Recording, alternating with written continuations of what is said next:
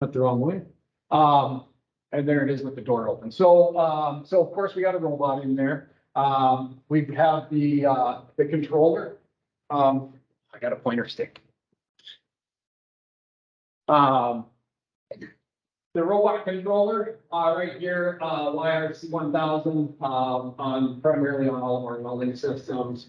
Operator stations, a couple varieties on those, and we'll have, coming up. It's tabletop or positioner, to fixture our parts on. This one, tabletop on both sides is the 2-station.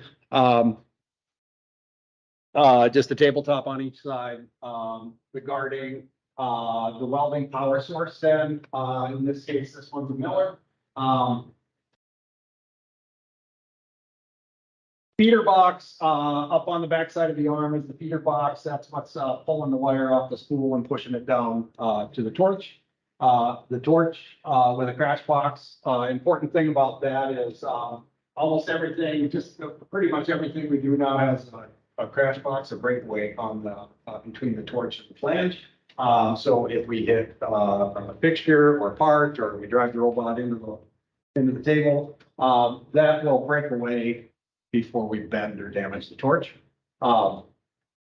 Shock sense, gives us an error, stops the robot like to be stop condition. Hose pack is how we deliver. We'll have a better shot of that here in a minute. And then of course a spool holder or a drum hood to get our wire delivery to the back of the robot. Through that wire conduit, shielding gas and a torch cleaner. And here you can see the torch cleaner. That's an optional item, but I don't think we've had a weld cell go out that didn't have one on. It's like, that's something we always put on. So, and we've got, so a little bit of close-ups here, of course, the robot, but the biggie here is like that hose pack I was talking about comes into, the robot has a cable that goes to it, and that kind of gets routed up along the arm. You can see the gray jacket there.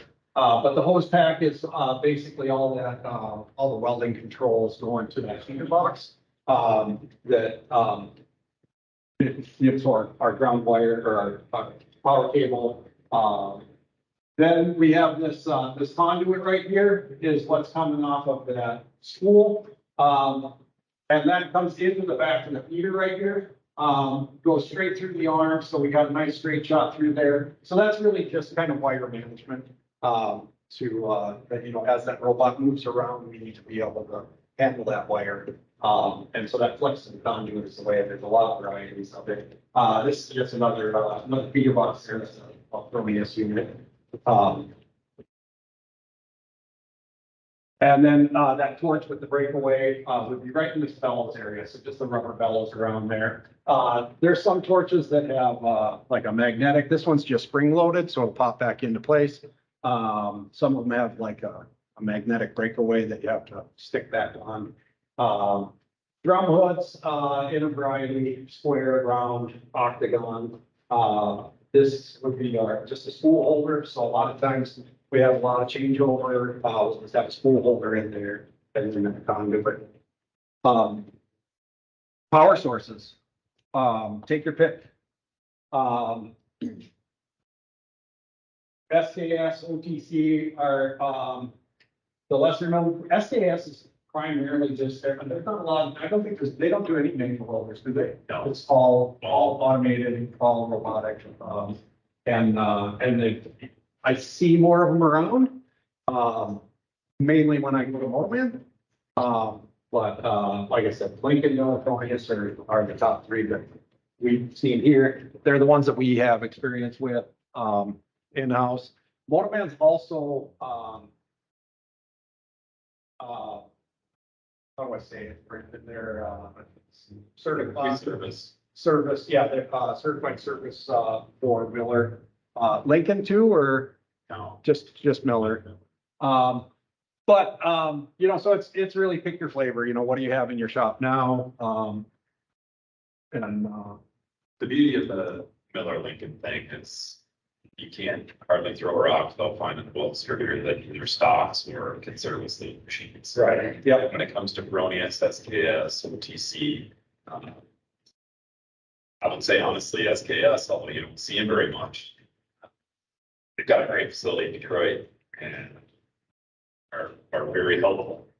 Oh, Some of the others, not so much. But if you have a specific application, specific process, there may be one of those power supply manufacturers that doesn't look better.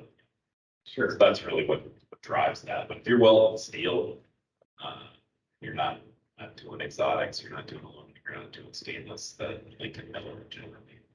Well, and that's, and and I would even say that 5 years ago, if you were doing aluminum, maybe 6 years ago, it was Apronius was the one you wanted, and we just had some pulse synergics that were, they couldn't be beat, and now I think some of the others have caught up and it's.